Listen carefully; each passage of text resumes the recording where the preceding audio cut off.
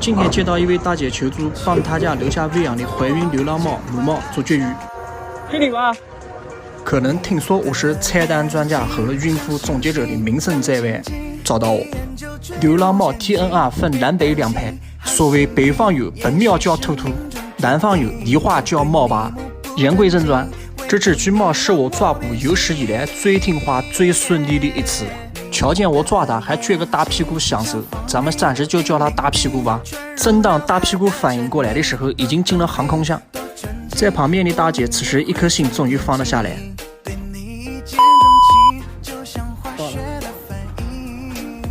到了绝育的地方了啊！这边有只大橘，双橘啊，双橘，这个也有耳标，看见没有？好，进去。正在这时，又接到一个求助电话，说有一只猫跑到一户人家的仓库里面好几天了，不肯出来，叫我带着工具救援。据说这只小猫是被外面流浪猫追打，逃进这个小姐姐的地下室里面，已经有好几天了。小姐姐因为怕猫不敢抓，只能喂点火腿肠。由于我抓捕它的时候不停地跟我走位，我们暂时起名就叫回手套吧。你这个糟老头子坏的！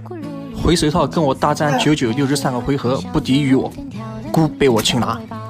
落到我手上只有一种结果，那就是拆弹。怎么样，回手套的颜值还是挺高的吧？在这里，我准备给它找领养，等待它的新主人。